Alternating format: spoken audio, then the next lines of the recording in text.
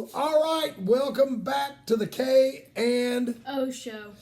all right, another exciting weekend of college football. I mean, just absolutely insane.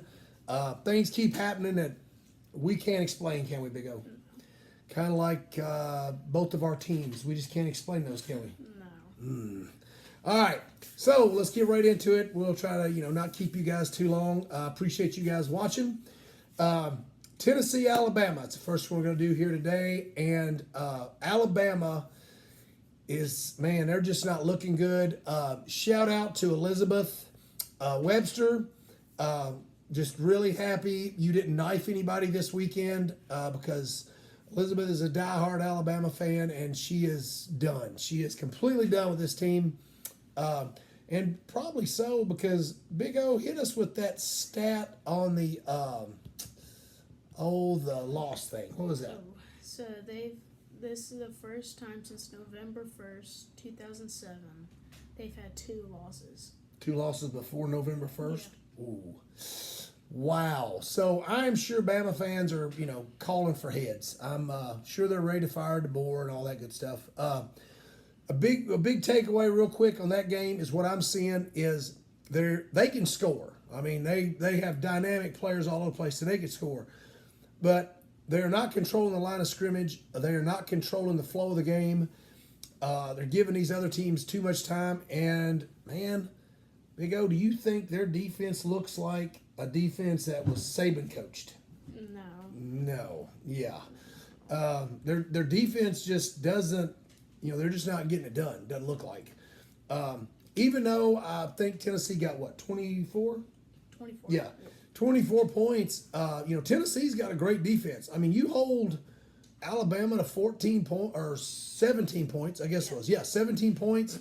You're really doing something.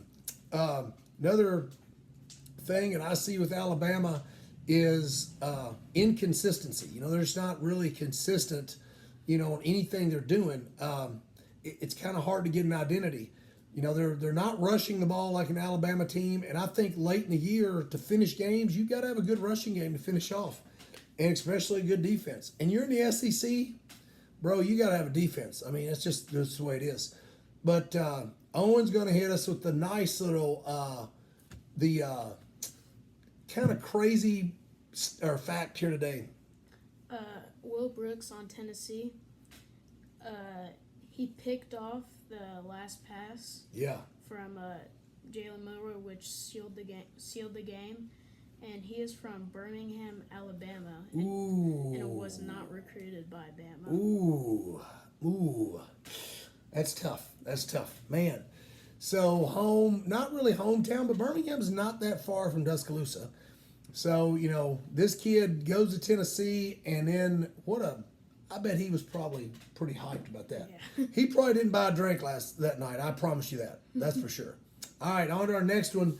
This will be quick because this was my sleeper team was Nebraska, right? Yeah. They're still asleep. Man. So, how many turnovers did Nebraska have? 5. Ooh. Hard to win a game with 5 turnovers, no matter who you're playing. But another really crazy stat, 495 yards for Indiana, which is supposed to be a basketball school, which hadn't even really been a basketball school in a long time, have they? No, Since when? I mean, Vietnam? I mean, it's been a long time since Indiana basketball team. 494 to 304. Now, and Nebraska's been playing well, looked solid all the way across until they ran into Indiana. And, man, that guy Cignetti has got it going on. He is rolling. Big O, would you want Cignetti to coach at UK? Oh, yeah. Oh, yeah. Anybody right now? Yeah. All right. Well, hey, you never know. We might see it happen. So Indiana just absolutely just dog walks Nebraska. Looks like Indiana, they keep winning, man. They may end up, playing Ohio State in the Big Ten championship. Who knows? Yeah. Well, let's move on. Another crazy game. Who thought Auburn would be up on Missouri? This guy, because he called Missouri out in week 3 and said they were a fraud.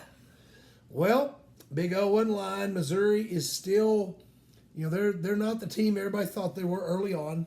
They're ranked pretty high now. They're sliding. Auburn was leading 17-6 in the third quarter, and then in the third quarter, what happened, Big O? So Cook, he was big quarterback from Missouri. Yeah. Yep. He went to the hospital for his ankle. He comes back and just leads them to a win. So goes to the hospital, gets back, gets dressed, goes back in, and then leads them to the victory. Yeah. Wow. Another little crazy thing is they interviewed him, and he said, I only got 2.5 games left at this place, and I love this place, and I'm, giving it all to them. That's what college football is all about, or used to be. It wasn't about the money. It wasn't about it. It was about playing for your school, your brothers on the field, going to battle with those guys every day. And that's what it used to be about. Now, that the NIL and the money's come in, it is different. But to hear that kid say that made me feel good, because there is still some kids out there playing for the love of the sport. Love to hear that. So, all right. So Auburn again drops one. Now, wait, who plays Auburn this weekend? Kentucky. Oh, yes. Kentucky. Live action. Owen will be there. He's going to be doing a live report straight out of the stadium, I believe. All right. Couple little tidbits here. Army and Navy still rolling, Big O. Yeah, still undefeated. It's crazy. And they both, blowout wins. It really, Army was killing East Carolina, and they let them back in the game late. Sorry, Todd Stratton. I know you lost on that by 0.5 point. Tough. Army's covered every bet until Saturday. And my little buddy Todd bet on it and lost. And when I say bet on it, he didn't bet a couple bucks. He threw down like 2-3 million, something like that. So he was very angry today when I talked to him. Crazy though, 147 yards passing, 171 yards rushing, and 6 total touchdowns for Daly, the Army quarterback, which is insane. So both those teams undefeated. I think Army 7-0, Navy 6-0. We might be heading to an undefeated showdown December 14th, Big O. That'd be cool. We're supposed to cheer for Navy because we have 2 of our former dark side athletes. One's still at Naval Academy, and one's in the Navy. So we're supposed to cheer for Navy, but man, I'm really liking this Daly kid. He's looking good. So we'll see what ends up happening with that. The big game of the night, and I've been saying it, and I've been saying it, and I've been saying it. I've said Texas has not been tested, and they're unproven. They go to the Big House. They beat a really subpar Michigan team. They go to Oklahoma, and South Carolina proved this weekend Oklahoma is bad because South Carolina just beat the face and eyes off them. No offense. And Texas rolled in and beats Oklahoma and Michigan, and everybody's thinking, oh, they're number one. Man, they're good. Man, they're good. I didn't think they were good. And Kirby Smart rolled in, and what did he tell them, Big O? He said, hey, no, it ain't happening. I loved it. Kirby getting interviewed at the end. He called out my most hated network, ESPN. He said, none of you guys picked us. So there you go. In your face, basically ESPN, which I always love. That Georgia defense, Big O, looked like 2022, didn't it? Looked really good. Yeah, they were flying all over the football. They were everywhere. I feel like the line of scrimmage was totally dominated by Georgia. Do you think so, Big O? They were dominating.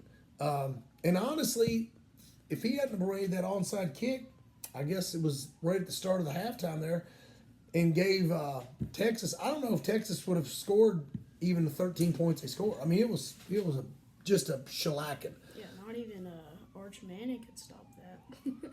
Well, can you believe it? They were trying to anoint Arch Manning there for a while, and he comes in, and what's he do? Fumble, was a scoop and score, wasn't it? Some turnover. Yeah. So he didn't do well. The other one didn't. So, Owen, give us your your reason you think Texas really, what was their biggest, what were a few keys there that really put the nail in their coffin? First, they had 29 yards rushing, and they had 4 turnovers. Ooh. And their QB's getting sacked 7 times in the game. So. Yeah, and one of those turnovers was a scoop and score on the fumble by, the Heisman winner, Arch Manning, right now. But yeah, that you can't get in the SEC and rush the ball for 29 yards, have 4 turnovers, and then 7 sacks. So that Georgia defense, they were just all over them. Carson Beck didn't have a great game, but he didn't have to. Georgia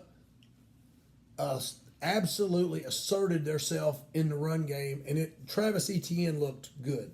He looked good, didn't he, Big O? Yeah, that game, I loved it, partially because I'd been saying this for a couple weeks about Texas, and I was dead on with that. So, and again, it would just be real luck. I don't know. If I was that smart, I'd have really bet the fire of that game, and I didn't. Moving along to the Miami-Louisville game. Now, I've been saying for weeks Miami's dodging bullets, and they are. Now, I don't like to give them any credit, but I have to. They have a top 5 or top 10 offense. If Cam Ward's not getting rushed, he's good, right? Big. I mean, he's not getting any pressure. He'll sit back there and pick you apart. Any good quarterback will. The craziest thing about that game was the lack of defense on both sides of the ball. What were the total yards between both teams, Big O? 986 yards on both teams. So almost 1,000 yards of total offense. Bravo, defense, bravo, on both sides. Hats off to Coach Brom offensively. He really schemed up a lot of really good mismatches. And I really can't say mismatches so much for Miami because 2 starting defensive tackles for Louisville were hurt. So they got no pass rush. They got no push. If you want to make a quarterback uncomfortable, especially a running quarterback, the one that has mobility, is you push the middle of the pocket, the 2 A gaps. If you push that back into him, he gets very uncomfortable really fast. You can't rush a running quarterback like Cam Ward like you do a pocket passer. You've got to stay in your lanes, and you've got to just kind of collapse the pocket on him. They didn't. They didn't collapse anything. Then let's go into the tackling. Oh, boy. I mean, Louisville. Bros, what's up? I mean, Owen, what'd that tackling look like? Looked like and I forgot it. So he said earlier, Big O said, a platypus with a broken ankle. Owen said Louisville tackled like a platypus with a broken ankle. I've never seen a platypus try and tackle, so that would have been funny. But with a broke ankle, I'm sure he's going to have a hard time.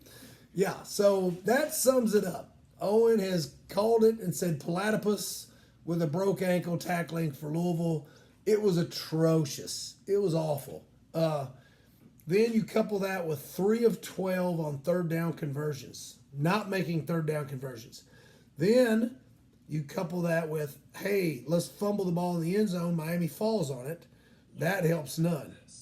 And you go through all this, I mean, just mistakes by Louisville, and they were still in the game. Like, they still had a chance, right in the middle of the fourth quarter until that, last couple of touchdowns there. Miami just kind of put it away. But awful job by Louisville on the defensive side of the ball. Hopefully that gets fixed and improved. I said it, Louisville might be the worst tackling team, but they can't be because FSU's got that spot secured up. So there's that. All right, that's pretty much it. Well, we've got some other stuff to go over here. Campbellsville, my alma mater. First loss and a tough one. The Battle of Highway 55. Lindsey Wilson College, right down the road, who never had a football team when I was there. They were just a soccer school. And they've had a football team now for several years. My son played there for a few years, and they were good. Won a national championship in NAIA. I mean, they're legit. Well, they go over there, and Fourth quarter turnovers killed them. So Campbellsville just could not, couldn't get out of their own way, I guess. It's 10-10 going in the fourth quarter. Fumble by Campbellsville. Lindsey takes it down, scores, misses the extra point. Telling me there's a chance. It's 16-10. Campbellsville drives down the field, converts 2 fourth downs, gets to the 1 yard line, fumbles. Are you serious, bro? You fumble at the 1, Jack Nuts? Come on. Fumble at the 1 yard line.